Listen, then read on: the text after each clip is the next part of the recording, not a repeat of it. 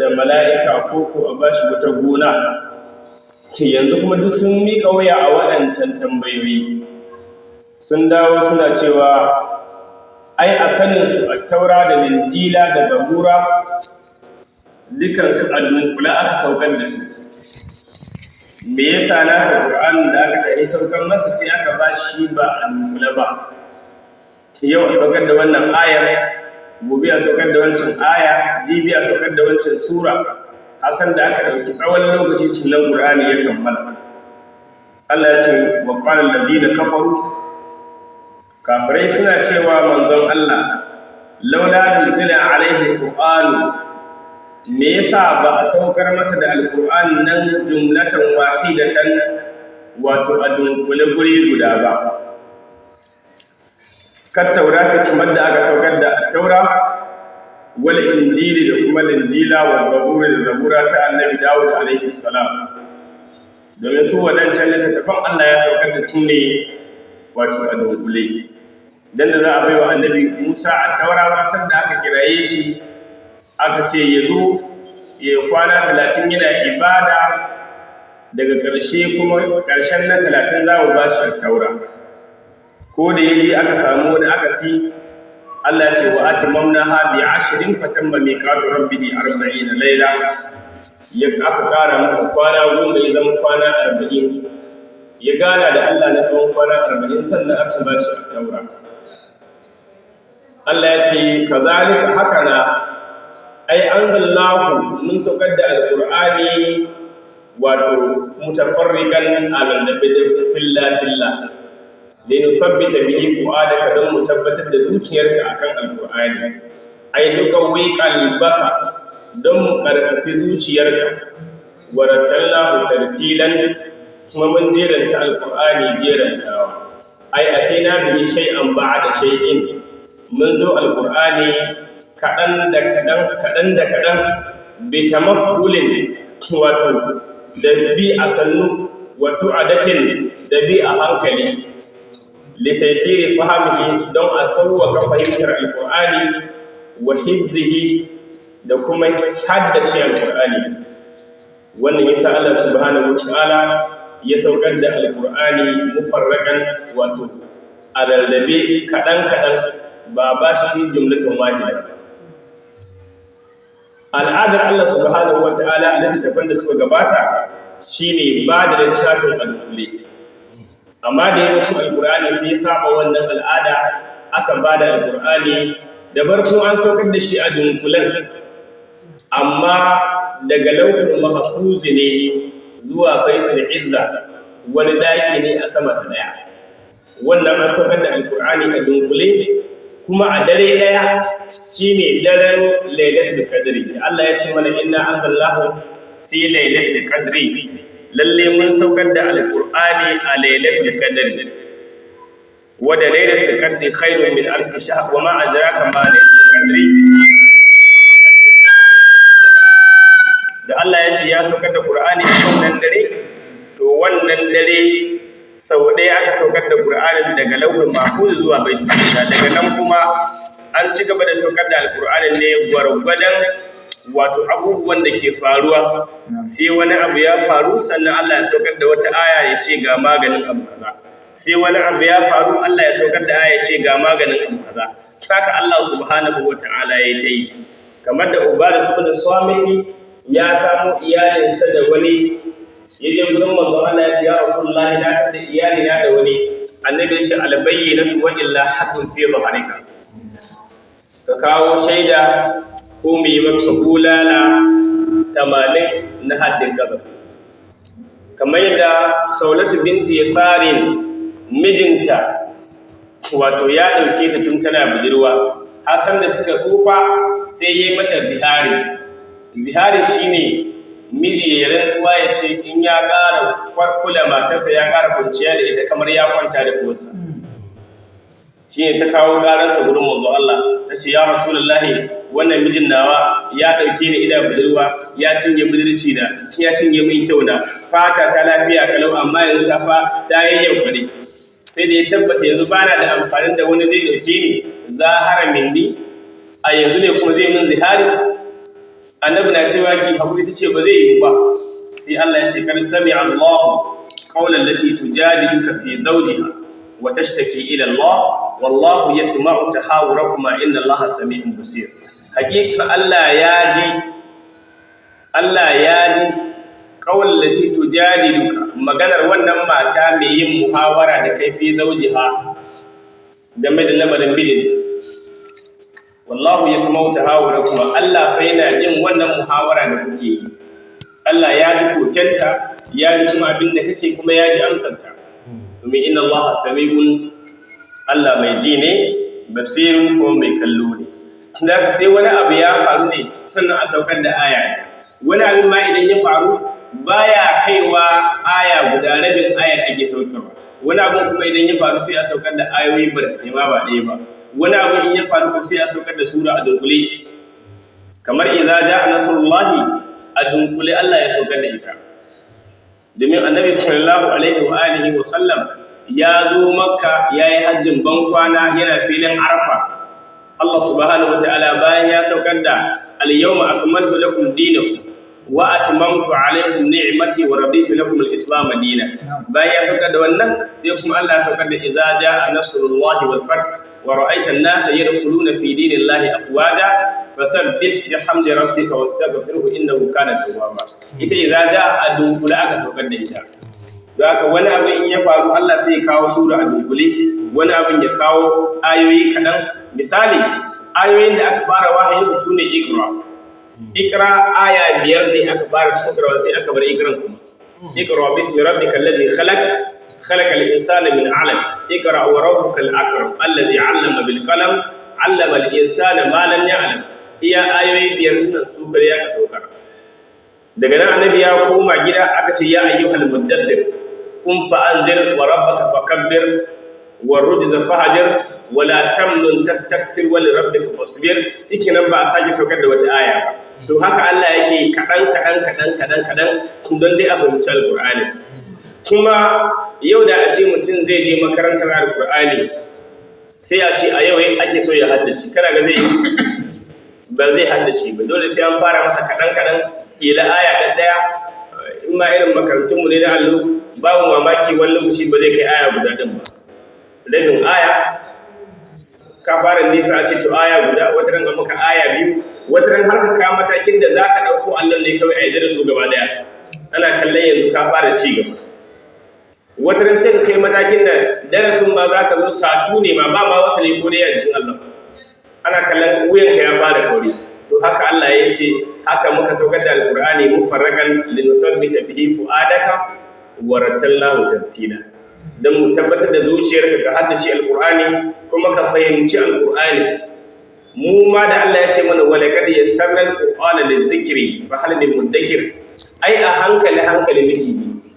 duk mutumin da yace zai haddace qur'ani a lokaci guda ba zai iya ba. Don haka da Allah ya saukar da wannan wato saboda mu'jiza ce ta alqur'ani, kamar yadda ce wa qur'anan faraqnahu litaqra'ahu 'ala an-nasi 'ala mukthin wa nazzalnahu tanzila. Kun ga wannan alqur'ani faraqnahu mun saukar da shi filla ba a dunkule ba, faraqnahu mun rarraba shi kashi litaqra'ahu 'ala an-nasi 'ala mukthin. Dan ya rasulullah ka riga karanta wa mutane a guraren da suke zaune. In mutum na daki zai karanta Qur'ani, in ya ga dama ya ce yau zan yi izu 2, gobe zan yi izu 5, jibi izu 10. Ala wato faraqnahu al-nabi al-Qur'ani. Kuma ko daga yanzu ma misali ai sai aka raba Qur'anin a yanzu din ma ayata hadan, aka ce ga wani guri sunansa Baqara, wani guri sunansa Ali Imran, wani guri sunansa Nisa'i, wani guri Ma'ida, wani guri daban-daban. Duk sanda ka ga Ali Imran kana murna alhamdulillah zan shiga Nisa'i, kana kammala Nisa'i kana ganin zan shiga Ma'ida, to sai zama akwai nishadi. Amma inda aka ce duk Qur'ani aya ɗaya ce gaba ɗaya, to kaga shi ba ka wahala. Yanzu kana ganin kowannen aya ta Baqara ya ayyuhallazina amanu idza tadayantum bidaynin ila ajalin musamman faktubuhu, in ka fara sai ga kawar ba za ka je karshe ba, saboda tsayin ta ya bi na kowanne. Ita kai su ne guda, ita ce aqwalu ayatin fil Qur'an, ta bi kowace aya tsayi, ita kadai fa su ne guda. Daga idan ka fara sai ka ji kamar ba za ka je karshen ta ba. Don haka akwai hikimar Allah subhanahu wataala gurin sanya alqur'ani wato tartilan din. Sannan abinda za mu ƙara fahimta a nan da Allah ya ce mun saukar da alkur'ani linusabbita bihi fu'adaka dan mu tabbatar da zuciyarka akai, kuma har yanzu gurin karatun alkur'anin ba a san gaugawa, ba a san sauri, ba haka manzo Allah ya karantar da alkur'ani ba. Annabi bai karantar da alkur'ani da irin karatun da muke da gudun da annabi ya haka. Annabi yana karatu ne wato mutarassilan, dalla annabi ya karatunsa. Annabi yana karatu yadda mai ji zai fahimci ina ake karantarwa, kuma zai fahimci me ake faɗa, tunda su da ba larabawa ne. Amma irin karatun da yawanci muke a yanzu, musamman bayan irin lokacin sallar da hajji, akwai wani masallaci da da na sani wajen yan rake na da, wurin yan amalanke ne yanzu kenan, gabar da yan kaji. Akwai masallaci ba, wannan masallacin akwai limamin masallacin ce masa ke gilma saboda saurinsa a sallan ashiyam ne ma, sallan tarawih gilma ake ce masa saboda da kaji bugu kawai zara gawa. Idan ya kama fatiha haka ba za ka iya gane cewa ina ne iyaka na abudu wa iyaka na sa'in daga maliki yau min har ya gama ya ce Allahu akbar ya kammala. Kaga irin wannan sallah babu nutsuwa a cikin ta, ko ba gane ba, wannan sallah babu nutsuwa a cikin ta. Annabi ba haka ya karantar ba. Ibn Abbas Allah ya kara masa yadda, wata rana dan matar manzon Allah ɗaya Maimunatu bintul Haris kanwar mahaifiyarsa ce, ya zo ya kwana a ɗakin babarsa kanwar mahaifiyarsa kenan. Sai aka yi sa'a kuma ranar annabi a ɗakin da zai kwanta. Dama yaro ne garami shi Ibn Abbas. To da manzon Allah ya yi alwala da dare ya tashi ya kama sallah, Ibn Abbas ya ce ni ma sai na yi alwala sai na zo na tsaya daga hagun din manzon Allah, daga hagun din annabi ya tsaya. Sai annabi ya jawo shi bai yi magana bai jawo shi dawo da shi bangaren da, tunda dama kaga malam mai risala ya ce wal afdalu an yakifa ar-rajul wahid ay yamin al-iman. Abin da yafi mutum guda in zai bi liman in kai kaɗai ne ba ta tsaya ta damar liman. Wal isnadi sa'idan khalfahu, mutum biyu ko fiye da biyu su kuma suna bayan liman. Amma in kai ne kana ji kamar da manzo Allah ya kai dawo da Ibn Abbas ya dawo daga gefen dama. Annabi Fatiha, da yayi Fatiha sai ya bude Baqara, alhamdulillahi rabbil alamin, karatu mai kyau. Ya shiga Baqara, alif lam mim zalikal kitabu la rayba fihi hudan lil muttaqin الذين يؤمنون بالغيب ويقيمون الصلاة ومما رزقناهم ينفقون والذين يؤمنون بما أنزل إليك وما أنزل من قبلك وبالآخرة هم يوقنون أولئك على هدى من ربهم وأولئك هم المفلحون إن الذين كفروا سواء عليهم أأنذرتهم أكان الدكام كراتو يأتي أنبنا كراتو يقرأ مترسلا إنجي ابن عباس أنبنا كراتو دلا an fahimta ma'anar dalla duk mai jinsa ya san inda yake karantawa kuma yana fahimtar karatu. Annabi san da yaje karshen suratul baqara tana da aya 285 286 287 bisa sabanin kirawoyi. A bar shi a mafi karanci shine kira'ar 285 miya ta ne wa 85 aya, haka ne 285. Wani san da ya aya 285 dalla mutarsilan. Shi Ibn Abbas da farko ya dauka annabi zai yi ruku'i ne gurin irin wata goma ta shayadin, tunda nan dai ake hararan aya 100. Ina ga idan an zo aya 100 za a yi ruku'i yaga annabi bai yi ba. Yace to kila dai annabi zai yi Bakara din gaba ne zai karanta ta a raka da yake. Annabi na zuwa ƙarshe amana da sunan ne karshen Bakara ko annabi na zuwa ƙarshe yayi tsammanin zai ji an ce Allahu Akbar, sai ji annabi ya bude Ali Imran. Bismillahir Rahmanir Rahim. Alif Lam Mim. Allahu la ilaha illa huwal hayyul qayyum. Nazzala alayka al-kitaba bil haqqi. Annabi bude Ali Imran. Sai ce to don ka san idan kai bakara din in ka kammala bakara kai izu hudu ne da wani abu kin ba kai biyar ba to tsammanin sa annabi zai yi izu biyar ne a raka daya dan haka kenan wata kila za a je kula da biyu ne cikon na biyar ba ila a kula da biyu za a yi tun da haka sai aka rufe kula da biyu yana a ran sai na cewa alhamdulillah to yanzu za a yi shi ibnu abbas ba sai ji manzon Allah ya shi kawai sai ce to wannan ina jin Ali Imran ba ko sai an je karshen ta aka je karshen Ali Imran ita kanta Ali Imran madaniyatun wahaya ce mi'ata aya 200 take da shi idan ka da 285 aya 485 an bayyana yana tsammanin to a karshen Ali Imran da za a yi ruku'i sai ji manzon Allah ya sake bude suratul nisa'i duk ana raka daya Ibn Abbas yace wallahi hatta hamamtu bi amri su'in har ma san da nayi niyan aikata wani mummunan aiki aka ce wani mummunan aiki kuma kai ne aikata ce wallahi hamamtu an aqda as-salata fa ada'ahu da nayi niyan ko ni zan yi sallar in bar shi goyi kayan sa to da ban ci sallar ba irin tawo bace manzon Allah ya bude suratul nisa'i ka san da yaje karshen suratul nisa'i sannan yayi ruku'i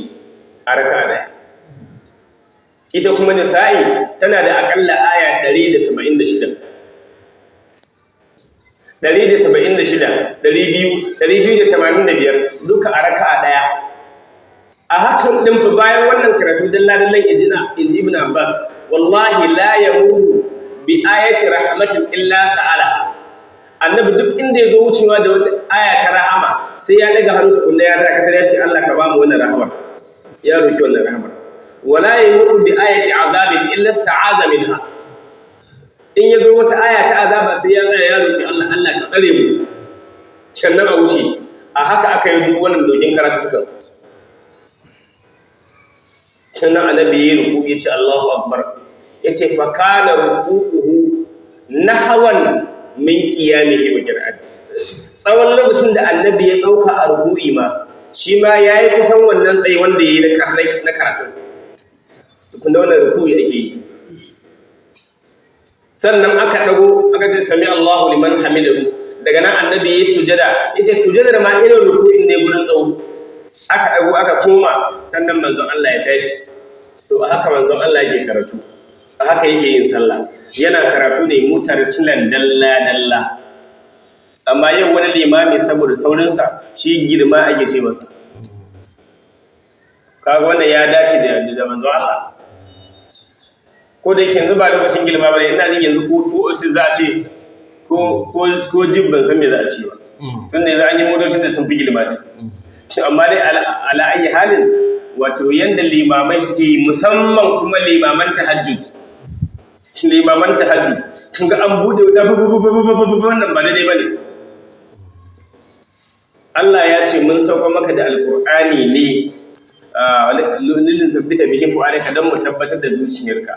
kana karantawa kana fahimtar abin da kake karantawa na bayan ka shi ma yana fahimta amma irin wannan karatu mai nisan shan zaka zo ka faɗi abin da na bayan ka ya kamata su la'akari da su fahimta ba su fahimta ba wannan ko da malami ne wanda yake da ilimi yake da kaza ya san fasarar alqur'ani ya san tafsiri yana bayan ka ba zai gane me ka faɗa ba to wannan kuskure ne ya kamata limamai su daina ne dai kamar wancan gilma din na yan da ke da asali wannan gilmancin nasa ne yasa ne daina bin sallah kuma gilman ba zai yi a sallar isha ba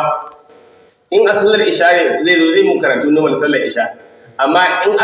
ba ana kammala isha sai tarawih ba to kuma zai sa giyan gilma kuma lokaci to ne zan iya bin shi mai sallar isha amma ba zan bi shi mai sallar tarawih ba saboda ba na son mota mai gudu sosai kar mu je mu wuce aljanna kuma abin ya baci Allah ya rufa mana asiri don haka sai Allah subhanahu wata'ala ya ce waratallahu tartila mun jeranta alqur'ani jeranta warattil qur'ana tartila ka jeranta alqur'ani jerantawa. Duk mai karatun alqur'ani sau ake ya karanta cikin natsuwa ya fahimta. Yasa annabi sallallahu alaihi wasallam ya ce wanda ya sauke alqur'ani fi aqalli min 3 layalin lam yafhamhu. Duk wanda ya sauke qur'ani a ƙasa da kwana 3 to ba zai fahimci alqur'ani ba. Kun fahimci maganar ba? Yanzu wannan karatun da muke yi muna yi don mu fahimta ne, amma kamar lokacin da za a yi takara ta addu'a dama ba wa'azi a yi ba don a fahimci ma'anonin ayoyin ake ba. Wannan ana yi saboda a yi tawassuli da abin da Allah ya biya bukata. Da haka kuma kun taru ku 10 ku 15 dama a karamin lokaci za ku sauke yi. Ana maganar kai ɗaya kawai ka ɗau Qur'ani babba kawai ka sauke shi a yau zuwa gobe to baka fahimci abin da Qur'ani ya faɗa ba ke. Domin ana son kai karatu cikin natsuwa a fala ya tadabbaruna al-Qur'ana. Shin mutane ba za su la'akari su rika lura da ayan Qur'ani su gane ma'anonin ba? Am ala qulubin aqfaluha, wai ko dai zukatan su alife ne? Afala ya tadabbaruna al-Qur'ana, shin mutanen ba za su rika sa hankali su fahimci al-Qur'ani ba? Su gane walau kana min inda ghairillahi, da Qur'ani daga gurin wani yake ba Allah ba, la wajadu fihi ikhtilafan kathira, da an samu sabani mai yawa cikin alqur'ani. Amma abinda ka samu a bakara in ka zo nasi zaka samu an ƙara fara da shi ne, in ka ganshi a nasi in ka je bakara zaka samu an ƙara masa tawdihi ne da tafsiri. Sai ka qur'ani yana karfafan juna, amma in ana karanta shi kin babu nutsuwan nan ba za a fahimta ba. Annabi Umar bin Khattab Allah ƙara masa yadda ya shigo cikin masallaci sai tadda wani yana daga murya ana sallan dare. Wani na daga murya, an ce mai daga muryan nan shine wani sahabi ya daga murya sosai, wani kuma yana kasa da muryarsa ba a gane, sai ce kai ka dan daga, kai mai kasa dan daga muryarka kadan dan a rika jin me kake faɗa, kai kuma kana bude muryarka tana yin yawa kai kasa. Wata riwaya kuma kace a'a shi Umar din ne ma da kansa yake sallan yana daga murya, Abubakar Siddiq yana sallah yana kasa da murya ba a jin me wancan yake faɗa, wannan kuma shi kadai ya cika masallaci ga tun sauran jama'a suna sallah. Sai annabi ya ce kai Umar ihfad min sautika qalilan, dan rage muryarka, kai kuma Abubakar irfa min sautika qalilan, kai kuma ka daga murya kadan. Kuma gane don haka ana bukatar nutsuwa lalle a cikin sallah,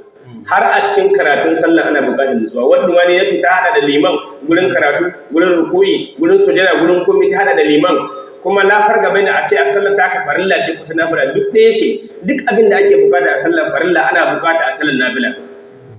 Dan yanzu misali rafsuna in ta kama ka a farilla, tsammanin ka in a nafila ce ba za ka yi ba? In kabali ya kama ka ko bari a nafila, yadda za ka yi azhar haka za a yi a tarawih, haka za a yi a walaha, haka za a yi a kowace sallah in dai sunan da sallah ne. Don haka duka hukuncin su daya, illa iyaka dai ita sallar da take ba ta farilla ba, in baka yi ta ba za a tuhume ka me yasa baka yi ba. Ta farilla kuma za a tuhume ka me yasa baka yi ba, don ita ce Allah ya wajibta maka. Allah ya sa mu gane. Sai Allah ya ce wala ya'tunaka bi mafalin. أعوذ بالله من الشيطان الرجيم. بسم الله الرحمن الرحيم. ولا يأتونك بمثل إلا جئناك بالحق وأحسن تفسيرا. الذين يرسلون على وجوههم إلى جهنم أولئك شر مكانا وأضل سبيلا. الله تبارك وتعالى يقول ولا يأتونك بمثل. kafiran maka ba za ta taba zuwa maka da wani misali ba fi ibdali amrika gurin bata al'amarinka. Duk sanda suka kawo wani abu illa ji idaka bil haqi, mu ko za mu kawo maka da abin da yake zance na gaskiya, addafi'u lahu, wanda zai kare wancan ƙaryar da suka kawo. Sannan za mu kawo maka a hasara tafsirin abin da yafi kyawun bayani sama da wanda suka kawo. Sun ce ina ma a saukan masa da manzo da mala'ika daga sama fa yakuna ma'ahu nazira. Sai Allah ya ce ka gaya musu cikin suratul Isra'i, kullu kana fil ardi mala'ikatu yamshuna mutma'innina lanazzalna alaihim minas sama'i malakan rasula. Inda a ce a duniyar ma wato a cakuɗe take ga mutane ga mala'iku, an gane duniyar a cakuɗe take ga mutane ga mala'iku, to lanazzalna alaihim minas sama'i malakan rasula, da mun sauko da mala'ika matsayin manzo, shi sai zama yana wakiltan ɓangaren bangaren ƴan uwansa mala'iku wannan sai ya wakilci bangaren amma da ya zama duniyar mutane ne a ciki babu mala'iku to ba za mu saukar da kowa ba shi yasa ya ce qul subhana rabbi hal kuntu illa basharar rasula ni din ba mutum ne manzo inna ma ana basharun mislukum yuha ilayya to tunda ku mutane ne shi yasa aka zabe ni mutum aka aiko in ba haka ba ai Allah ya faɗa zai iya aikowa manzon mala'ika Allahu yastafi min al-mala'ikati rusulan wa min an-nas alhamdulillah fadir samawati ja'il mala'ikati rusulan mala'ikun ma akwai manzanni a ciki amma nasu manzancin kuma zuwa ga manzannin mutane ne dan wato jismiyar mu jiki irin na al'ada namu da yan adam baya da karfin da zai iya daukan kallon mala'ika da mu'amala da shi shi yasa duk sanda mala'ika zai zo sai ya tunda su ba a mala'ikan sai yake zuwa ba a sifar wani dan adam yake kun tuna hadisin arba'un hadisi suka ce wani mutum ya bayyana mai farin tufafi mai bakin gashi amma daga ƙarshe annabi ce fa innahu jibrilu kaga su kuma irin su ai mutum suka gani amma annabi ya ce jibrilu ko ba a gane ranar yakin badar annabi sallallahu alaihi wasallam ya ce kun ina ko gane man dihiyat ibn khalifa al-kalbi suka ce ai yanzu ya wuce ya rasulullahi akan alfadari da rawani annabi ya ce ba dihiyat bane wannan mala'ika jibril da ya dauki sifa irin ta dihiyatu dan idan ya zo a matsayin shi mala'ika jibril ne to musulman ma ba za su iya yakin ba to kai ko ifritun min al-jinni yazo a matsayin ifritun sa ai yaki ba zai yi ba aljani baka duba malam Musa in ya bayyana maka ba a asalin sifar tasa ba sai an ta maka abus ana maka ruqiya ba a asalin aljani yake bayyana ba sai an ta maka abus yaya inda zai bayyana a asalin aljaninsa kila abus din ba zai warkar da kai ba to kuma shi ma aljanin in ya ga mala'ika shi ma sai an masa abus kuma gaba da gabanta wanda kuma ya ta kauta to don haka Allah subhanahu wataala yana ba su amsa wa duk abubuwan da suka fara sun ce to ina ma a bashi aljanna a bashi gona wanda ya akulu minha ya rika ce daga wannan gona sai Allah ya ce tabarakallazi in sha'a ja'ala laka khairan min zalika jannatin tajri min tahtiha al-anharu wa yaj'al laka qusura inda Allah ya ga dama zai baka gonaki ba sun ce jannatun gona kwaya ɗaya ba shi kuma ce to inda ya ga dama zai baka jannatin gonaki ba kwaya ɗaya ba kuma tajri min tahtiha al-anharu kormi na gudana karkashin ta waje Allah ka kusura ko waye ja'alu laka kusura ya baka manyan gidaje benaye da ga dama bane shi ta bi haka haka duk maganar da suka kawo ba za su taba kawo ta bai illa ji inaka bil haqqi wa ahsana tafsiran sai mun kawo maka gaskiya kuma ta fi dadin zance sama da wanda suka faɗa an gane ku sai Allah ya ce allazina yuhsharuna ala wujuhihim kuma wa'anda za a tashe su ran alkiyama a rika jansu ala wujuhihim bisa fuskokinsu ana jansu akan fuskokinsu ran alkiyama Allah ya ce za a kai su ila jahannama zuwa ga jahannama ulaika sharrun makanan waɗannan suna da mana lahum sharrun makanan kenan suna da mafi munin gurin zama shine jahannama Allah ka kiyaye wa adallu sabilan wannan sun fi kowa bacewa daga kan hanya ta gaskiya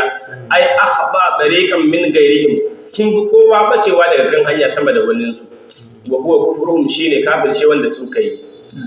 annabi sallallahu alaihi wa alihi wa sallam ya ga mana wanda ake jan su akan fuskokin su akai su jahannama mutum biyu ne daga wanda ya bi son zuciyarsa ya san ba daidai bane a batun da zuciyarsa ta rasu sai kuma wanda baya kiyaye harshensa wannan su biyan kan idan kaga ana jan mutum ran alkiyama akan fuskarsa ko a gefen fuskar haka ana kai jahannama to abinda harshen sa ya girba ne inji manzon Allah annabi ya ce wa mu'az ibn jabal ya mu'az kuffa alayka hadha ka rike wannan rike harshenka sai mu'az ibn jabal yace a inna la mu'akhazuna bima na takallamu bihi ya rasulullah to ya wakin Allah dan magana da muke dan yin ma shi ma za a kama mu da laifi akan magana kawai sai manzo Allah ta sakilatka kai wani irin mara fahimta ne asalin sakilatka ummuka in za mu fassara da Hausa uwarka ta yi hasararka kuma al'ada ce ta Larabawa su kuma in sun faɗan ba haka suke nufi ba misali a ce wai haka kai tonka ma'ana da Hausa kenan amma in sun faɗa kuma ba kai ton suke nufi ba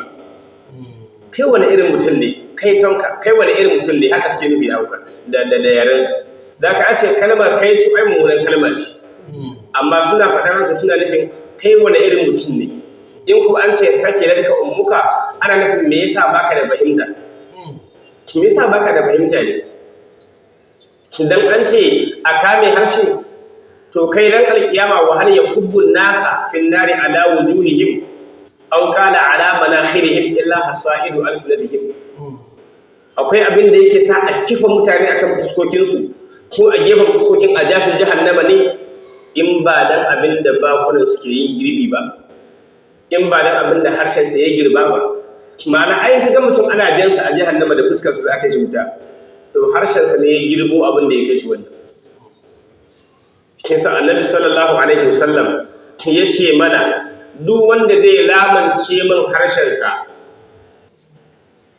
ya lamance min wato ma bai da shafatai abin da ke tsakanin leɓen sa biyu harshe kenan ko man yadmanu li ma baina shafatai duk wanda ya lamance min abin da ke tsakanin wato leɓensa biyu duk wanda ya lamance min abin da ke tsakanin ma baina fakhidaihi abin da ke tsakanin cinyarsa biyu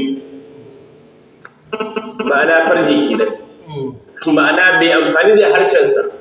gurin kulla ma wasu shari ko zagin wasu munafurtan wasu cin naman wasu yin kaza bai yi amfani da harshensa gurin wannan ba kuma ya lamunce mu farjinsa bai daura ta inda shari'a ta haramta ba wallazina hum li furujihim hafizun illa ala azwajihim aw ma malakat aymanuhum fa innahum ghayru malumin wanda bai yi wannan ba annabi ya ce admanu lahu aljanna dai kuma zan lamunce masa aljanna duk wanda ya lamunce wannan ya iya kiyayewa ni kuma zan tsaya masa in ji annabi na lamunce masa aljanna alƙawari ne ke dai kawo kuma yana da wahala rada ko kuma gulma kuma ba ma yin ta ba sauraron ta ma da yi din duk ɗaya wasam haka sun an sama'il khana ka saurin lisani alal ibi fa innaka inda sama'il khana sharikul liqa'ihi fantabi ka kiyaye kunnanka daga sauraron radar wani ko da ba ka kake yi ba zai shi ai suwa da ne suke yi ai ni kawai a gefe nake ba ni nake faɗa ba to yadda ka iya kiyaye bakinka ba kai radar wani ba haka na ka kiyaye kunnanka kada ya zama ana yi kana saurara fa innaka inda sama'il khana dan a lokacin da kake sauraron wannan rada sharikul liqa'ihi fantabi da kai ne mai abokan tarayya ne gurin laifi Allah ko ya ce mana wala taqfu ma laysa laka bihi ilmun inna sam'a wal basara wal fu'ada kullu ulaika kanu anhu mas'ula don haka mutum ya kiyaye harshen sa don hakan ya jawo a jahi cikin jahannama akan wato fuskar sa Allah kiyaye don haka Allah subhanahu wata'ala yace walaqad atayna Musa alkitaba walaqad atayna Musa alkitaba wa ja'alna ma'ahu akahu Haruna wazira وقلنا ذهبا إن القوم الذين كذبوا بآياتنا فدمرناهم تدميرا وقوله لما كذبوا الرسل أكرمناهم وجعلناهم للناس آية وأعتدنا للظالمين عذابا أليما وآدم وثمودا وأصحاب الرس وقرونا بين ذلك كثيرا وكلا ضربنا له الأمثال وكلا تبرنا تدبيرا Allah tabaraka wa ta'ala yace wala qad atayna Musa alkitaba hakika mun baiwa annabi Musa littafi na at-taura waja'alna ma'ahu akhahu Haruna wadiran mun sanya dan uwansa annabi Haruna ya zama wadirinsa ana ya zama mataimakin sa lokacin da annabi Musa ya gudu daga sharrin Fir'auna ya tafi Madiyana bayan ya ɗebe shekara 10 yana dawowa wa nadainahu min janibi turil aymani wa qarrabnahu najiya. Allah ya kira annabi Musa a dutsen Duru Sina'a a wadin mukaddasi duwa ake daga yau ka zama annabi. To shi ku annabi Musa ya san ya baro wani kulli a baya, akwai abin da yasa asali ya gudu shine ya kashe bagibde ko wa kafa Musa fa qada alai. To yanzu kuma an ce ya koma kai tsaye kuma gurin Fir'auna. Zaka sai shi ya ubangiji, wato wannan aikin da aka yi min na amsa, amma ina da roƙo da kuma bukata. Allah ce me bukatunka? Sai ce rabbi shrah li sadri. Allah da farko tukunna muna bukatar ka haska zuciyata, ka yalwata min zuciyata na iya ɗaukar wannan nauyi. Wa yassir li amri, Allah ka sauƙa min al'amura da ina cikin kunci. Wa halul uqdatan min lisani yafqahu qawli. Allah akwai wani kulli a harshe na, an taɓa ɗaura masa wuta yana yaro, harshen sa ya zama baya fidda magana. Don Allah ka kwance wannan kullin ya zama yafqahu qawli, za su iya fahimtar magana idan na bana. Sannan waj'al li waziran min ahli. Allah ka sanya min na zama ina da waziri mataimaki da amma ya zama min ahli da kuma daga cikin iyalai na ba daga gefen. Kuma a iyalan nawa ma dai Haruna akhi, ina dai bukatar Haruna ya zama dan uwana, ya zama shine mataimaki na. Allah ce babu komai, kar ku jibar da wata kuma fastaqima. An amsa wannan addu'a, an gane ko wala kar balanna alayka marratan ukra. Allah ce mun amsa babu komai. A wata ayar kuma sai Allah ya ce rabbi, ya ubangiji, inni qataltu minhum nafsan fa akahu an yaqtuluni. Kafin da baro Madina, wato da baro Misra fa, na kashe mutum a can, kuma sun yi alƙawari dan ka san dalilin barin sa Misra ya gudu. Ai wani mutum ne mumini ya zo yace ya Musa innal mala'a ya'tamiruna bika liyaqtuluka ko umarnin a kashe shi Fir'auna ya bayar. Sai ta fa akahu an yaqtuluni, to ina tsoron fa kada na kuma su kashe ni. Sannan wa akhi Harun, dan uwana Harun kuma huwa afsahu min lisani, ya fi ni fasahar magana. In yayi magana an fi fahimtar sa sama da ni. Kaga babu hasada kenan, ba shi. In kuma kai ne kaga ka san ya fi ka fahimtar ma sai kai ta kokarin kana kafar ungulu. Ya fi ka iya bayani kana kokarin ina kar a bashi dama. Amma shi kuma Harunan baya nan ma bai san abin da ake ba. Yayi kuma ya baka cewa ai Harunan nan ba wai kawai zai iya ba, afsau min lisanan. Wallahi in yayi magana ma an fi fahimtar magana sama da ni. Da ka roƙon da nake fa'ar sulhu mai yarid an yusaddiqni. Allah ka turo Haruna ya zama yana tare da ni, shi ma manzo ne, in nayi magana ya gaskanta ni, domin inni akhafu an yukazzibuni. Allah ce babu kuma sanashuddu abudaka bi akhika wa naj'alu lakuma sultanan fala yasluna ilaykuma antuma bi ayatina antuma wa man ittaba'akum al-ghalib. Da ku da duk wanda ya bi ku za ku nasara, ku je ku kawai. Kin ga to ya Allah ko wata magana, inna nakhafu an yafruda alaina aw an yabada. Fir'aunan nan bai da mutunci, bai da kirki, ko ya gaggawan wani abu daban kafin ma ya ji na ta bakin mu, ko ya wuce gona da iri bayan ya ji.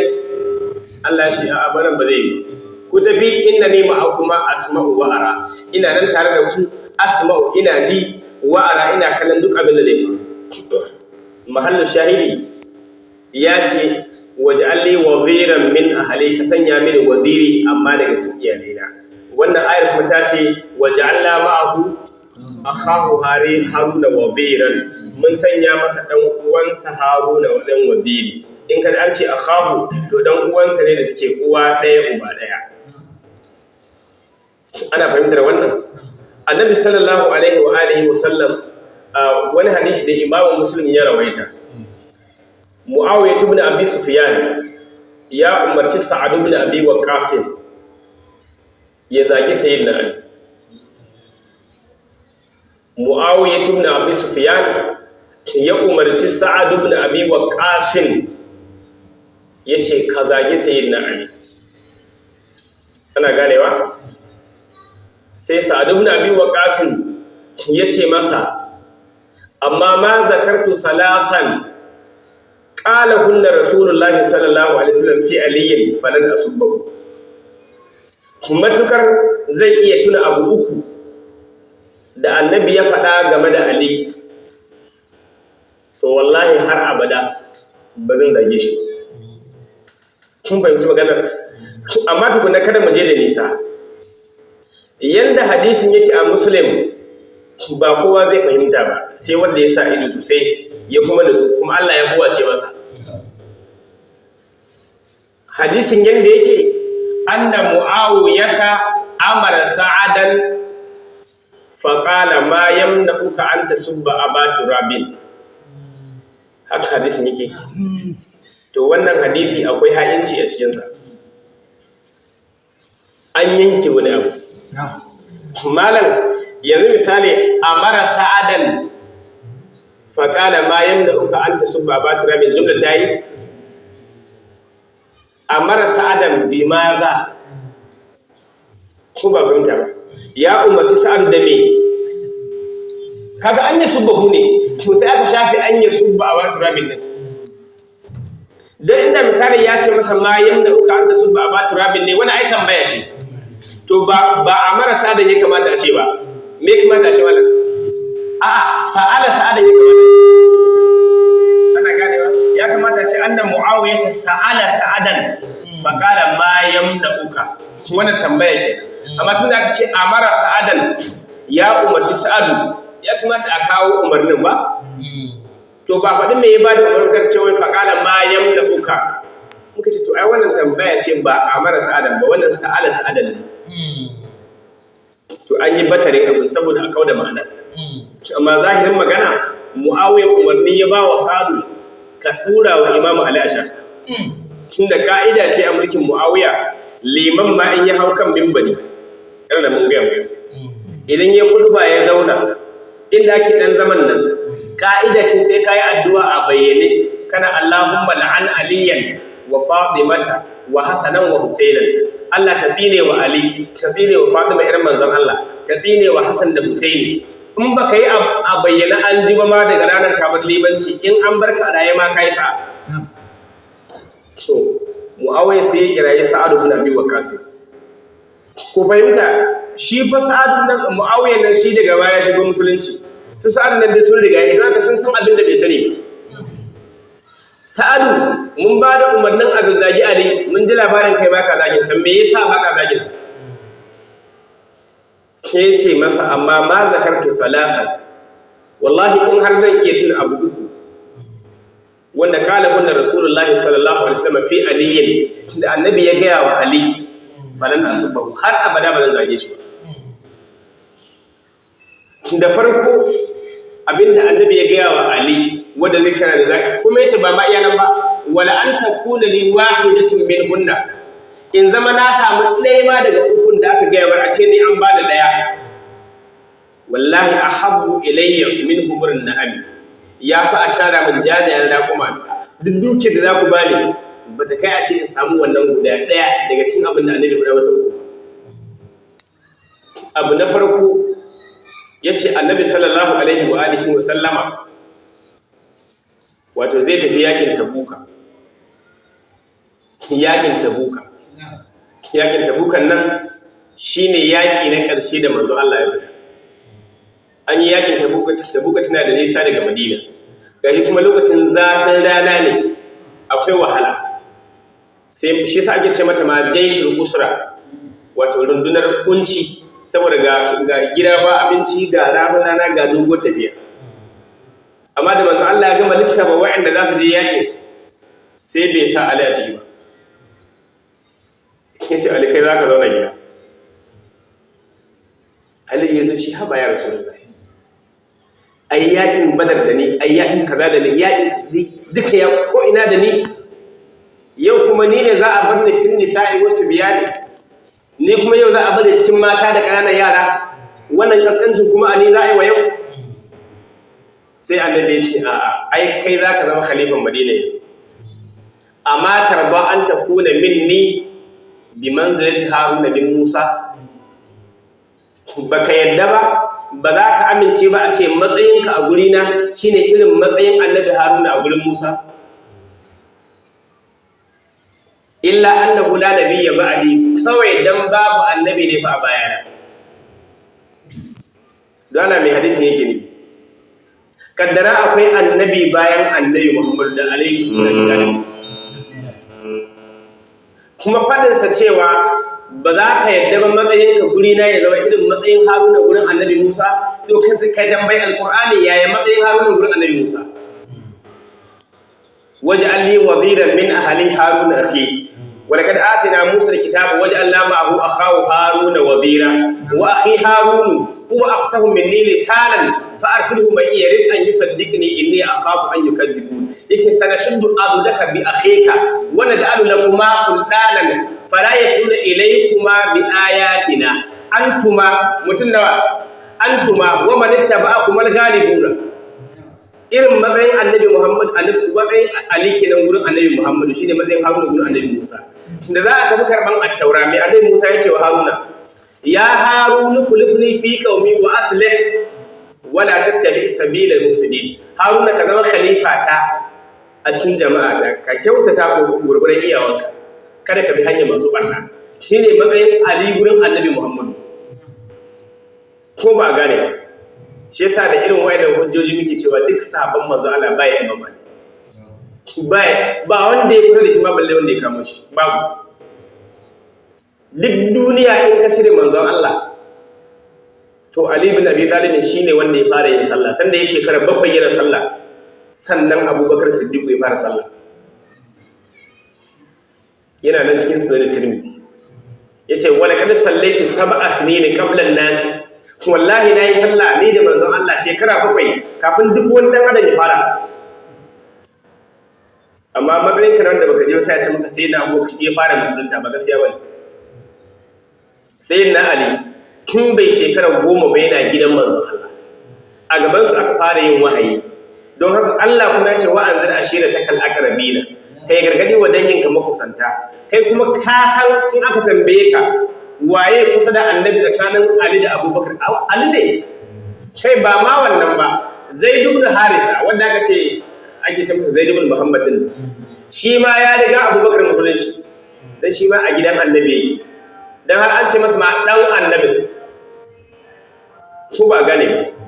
don haka wannan kenan matsayi na ne Sa'adu yace in zan tuna wannan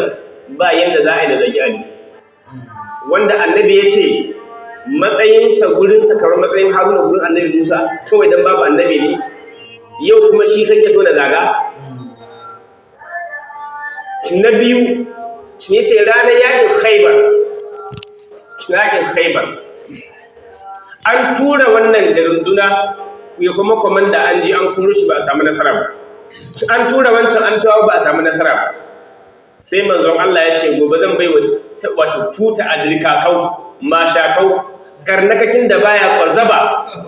dakarin da ba a gallaba shine Ali ibn Abi Talib manzon Allah ce gadan la'udiyanna rayata gadan rajulan yuhibbu Allah wa rasuluhu wa yuhibbuhu Allah wa rasuluhu kuma da duka riwayar Muslim ne gobe in Allah ya kai mana raye zan ba da tutan nan a wani bijimin dakari wanda yana son Allah yana son manzon Allah Allah yana son sa manzon Allah yana son sa yaftahu Allahu ala yadayhi a hannunsa za mu samu nasara wallahi sahabbai kowa ya kwana kowa yana kallon ashi za a bayar kai wani sahabi fa abin da yace shi bai taba san mulki ba bai taba sa a ransa cewa yana son ya zama wani shugaba ba sai a ranar saboda an ji yaban da aka yi wa mutum duk wanda aka bashi wannan tuta annabi ya ce yana son Allah yana son manzon Allah Allah yana son shi manzon Allah yana ce ka ina ma ni ne wani sahabin bai ce shi bai yi bacci ba gari na wayewa annabi shi aina Ali ibn Abi Talib ina Ali ne kun kirawo shi za a bai tuta shi kuma a ranar bai da lafiya idan sai da ciwo bai ma zo gurin yakin ba aka ce innahu armadu bai da lafiya saboda ana tare in aka ce bai da lafiya sai ana ce a to tunda bai da lafiya a kawo wani to annabi kuma rashin lafiya me a gurin sa yace ina da yana da ya kawo shi ana kawo shi annabi na tofa masa yawo sai ga ida ya dawo garai annabi ce to ka je ka Khaibara kai in ka sa gaba karka juyo har sai musulmi sun samu nasara. Aliyu ya fara tafiya sai ya tuna bai tambayi manzon Allah kuma akan wani sharadi zai yake su. To amma annabi ya ce kare juyo sai ya tafiya bai haka amma bai juyo bai haka. Sai ce alama uqatiluhum ya rasulullah. Uqatiluhum hatta yakunu mithli la yake su har sai sun zama irina. Annabi ya ce a'a ba irin ka ba. Zama irin Allah ba wasa bane. Kai dai ka yake su sai sun musulunta kawai. Wallahi an ce kyaure get din birnin Khaibara an ce mutum 40 ne suke rufewa ko kuma bude get din. Ali ibn Abi Talib yayi yaki da hannu ɗaya ya cire wannan get din kuma ya mai da get din ya zama garkuwa. Wannan abin da ake rikewa da hannu ɗaya ana sara da takobi da hannu ɗaya. Da get din ya zama garkuwa yana sara. To wannan mutumin Muawiya shi kake cewa in zaga in ji Sa'adu in har zan yi tuna wannan abin yace wallahi faran asubuhu ba zan zage shi ba. Daraja ta uku lokacin da Allah subhanahu wataala ya saukar da inna ma yuridu Allah li yuzhiba ankum rijsa ahlal baiti wa tahirakum tatheera. Abinda Allah ke nufi ya ku ahlul baiti shine zai tafi da duk wani datti da karanta daga jikin ku zai tsarkake ku tsarkakewa. Abinda annabi shine da aliyan wa fatima wa hasan wa husayn. Annabi ya kira ali ya kira fatima ya kira hasan da husayn tunda shi su nawa kenan su biyar fajallalahum bi kisa'il. Annabi ya lullube su da bargu iya su biyar din yace Allahumma haula'i ahlul baiti. Ya Allah wa'annan sune iyalan gidana fa azhib anhum ar-rijsa wa dahhirhum tadhira. Allah ka tafiyar da duk wani datti daga jikin su ka tsarkake su tsarkakewa. Bayan annabi ya yi musu wannan addu'ar kuma kake so in zage shi to wallahi ba zan zage shi ba ko me za ka yi wannan ba fadar wannan magana yanzu a gurin wasu shine shi'anci. To ya za ka yi da hadisin tun da yana musulmi yau musulmi ya koma ya zama littafin shi'a. Hadisin yana Muslim, yana Abu Dawud, Tirmidhi, Nasa'i, Ibn Majah, yana cikin Qurtubi, Tabarani, yana cikin Baihaqi, yana duk littafin musulunci gaba ɗaya sunna ba wanda bai rawaita ba. Ya zaka da shi? Wani malamin izala ne muna bikin da shi zamu je Kano. Sai yake tambaya da sai nace masa Malam Usman, nace masa akwai siyasa a cikin addini. Malamai da yawa sun san akwai gaskiya da kuma suke koyi ta ba sa faɗa. Da haka siyasa suke da addini suna gyara hanyar cin abincinsu. Na ce in ba haka ba yanzu a malaman Najeriya ka kama in dai na ɗariƙa ne wanda ake ganin sa a ce wani idan duk ƙasa ta kan shi idan ka cire Sharif Salim Maiduguri ba mai iya faɗa wannan maganar da na faɗa. Sharif Salim Maiduguri ne yake iya faɗan wannan magana shin ba da dai baka saka ce madan shiya ba. In kana neman tijaniya a kasan nan kai ba ma kasan nan ba har kasashen waje su ne tijaniya dan ko Morocco suna ji da shi. Morocco ba nan da ke shawo tijani ba to ko nan suna ji da Sharif Salim Maiduguri kuma shi kadai zai iya faɗar wannan magana kuma shi ne wanda in ka faɗa a gurinsa shi kuma ba zai ce maka shi an ci kai ba. Amma sauran malamai saboda gyara siyasa za ce maka shi'anci ne. Sai dawo almajiri shi ba shi ma. Waye makari ko? Idan kina fi bibiyan Sharif Salim din akan makari ba na bibiyan makari gaskiya magana ke. Sai jifa amma professor a wannan Sharif Salim duk abin da zai yi a yau insha Allah zan samu rahoton a yau nan. Dan na yi subscribing da wani channel nasa duk abin da ya yi sabon abu to zan ji alat din ya saka sabon abu zan bibiya da ji me yi shi Sharif Ibrahim Saleh amma gaskiya ban yi wa makare haka ba saboda shi ina karuwa da shi matuƙa kwarai da gaske Sharif Saleh. Akwai wasu abubuwan da ba iya karatun bane wasu sharhi da zai maka daban daga gefe to mu wannan yana kama hankalin mu gaskiya muna fahimta sosai. Allah kara masa lafiya. To muna magana da Malam Usman a mota zamu tafi Kano yace mun malam ni meye gaskiyar abin da ake faɗa game da Malam Abdul Jabbar da ake cewa dan Shi'a ne na ce to malam ba ake cewa bane yace eh yace to ai ake cewa ne shi ya taɓa faɗa ne yace a'a na ce masa kana da littafinsa guda ɗaya da ya rubuta ko kawai kafa hujja da littafin yan shi'a yace a'a shi ai bai da littafin sa ma ko daya na ce to yanzu misali zan maka malam Usman yanzu a sunna don Allah mun tafi akan cewa khalifofi shiryayyu guda ne malam Muhammad guda hudu in aka baka dan makulin aljanna ka kawo hadisin da annabi ya faɗa ba za ka taba samu annabi ce bayana za a yi khalifofi shiryayyu guda hudu in makulin aljanna za a baka ba za ka shiga ba babu annabi bai tauba da haka ba khalifofin shi'a kuma 12 haka ne ce musu ake ma shi'a ifna ashariya khalifofin 12 kuma su ne suke littafin mu khalifofin 12 nan su ne a cikin sahihi muslim babu guda hudu amma me yasa ba sa faɗa mana kuma da suna ganin in sun faɗi wannan kamar sun taimaki shi'a kenan to manzon Allah kuma da ya faɗa shi ma shi'an ya taimaka ai tunda annabi ne ya faɗa babu ruwanka da cewa ka taimaki wani yanzu misali wata gaskiya ce wadda ƴan Qur'aniyyun masu tunani suna faɗarta sai muka gane cewa gaskiya ne yanzu misali dai in mun faɗa sai muga kamar kar mu taimake sai mu dan yi abin nan mu rufe gurin ai ko za mu taimake tun da gaskiya ce sai mu fito mu ce eh guri kaza sun yi daidai amma guri kaza sun yi kuskure sai mu wuce misali dan izala ya faɗi ta magana daidai ce sai mu ce ƙarya ne saboda dan izala ne a'a yana dan izala amma zai iya faɗa gaskiya haka kuma dan dariƙa zai iya faɗa kuskure ka yadda cewa dan dariƙar ka zai iya faɗa kuskure ba daidai ba wannan shi ban baiwa kowa isuwa ba in banda Annabi Muhammad da haka malamai suna siyasantar da addini na ce masa yanzu malam da Allah ka taɓa karanta hadisin da yake cikin Tirmidhi yace hadisin me yake faɗa na ce masa Annabi sallallahu alaihi wasallam ya ba da takalminsa a sayyidina Ali yana dinke masa takalmin ya tsinke to wata rana sai Annabi sallallahu alaihi wa alihi wa sallam yake cewa daga cikin na yaki mutane akan kalmar shahada da kuma karban alqur'ani akwai wani wanda kuma a cikin ku zai yaki mutane akan tawili da fasarar alqur'ani kuma ba na cewa ko ni ne ko sai Allah ya ce a huwa khasibun da ali mai dinkin takalmi ne a gurin kuma Ali ne mai dinkin takalmi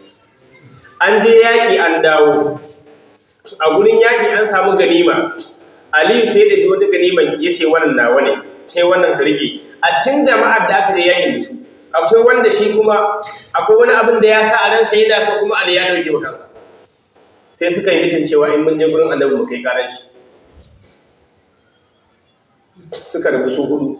ana dawowa ɗaya ta shi ya Rasulullah alam tara ila ma sana'a aliyun ali ba ya mana kaza yayi mana kaza wancan Annabi ya kauda kai wancan ma ya tashi ya faɗa Annabi ya kauda kai wancan ya tashi ya faɗa Annabi ya kauda kai wancan ya faɗa Annabi ta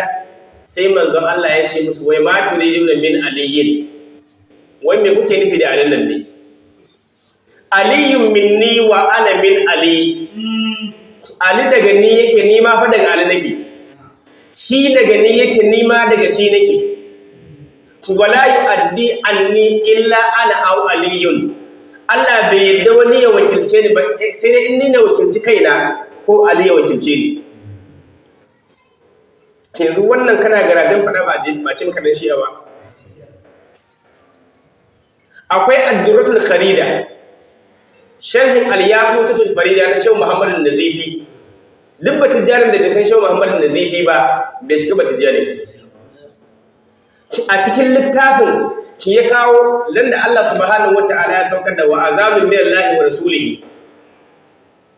ila allazina ahadtum min al-mushrikeena fasihu fil ardi arba'ata ashhurin wa alamu annakum ghayra mu'jizillah da kuma faɗin Allah wato mene innamal mushrikuna innamal mushrikuna najasun wani aya nake bukata fala yaqrabul masjidil harama ba'da amihim haza dan da kun san har da musulunci ma mushrikai na zuwa dakin Ka'aba su yi dawafi amma tsirara shi Allah ya saukar da aya ce innamal mushrikuna najasun daga yau mushrikai najasa ce kada su ƙara zuwa masallacin Ka'aba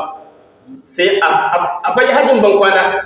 annabi sai ya kira Abubakar Siddiq radiyallahu anhu yace ka je ka isar wa wannan sakon wa jama'a Allah ya hana mushrikai zuwa ɗakin Ka'aba daga yau ka je ka isar sai na Abubakar ya tafi dan yi da wannan sako na annabi sai ga Jibril Allah ya sauko da shi musamman yace la yu'addi anka illa anta aw aliyyun Allah bai yarda wani ya isar da wannan sakon daga gare ka ba sai dai kai ka isar da kanka ko Ali ya isar Abubakar hayata ba annabi ya sa aje a taro shi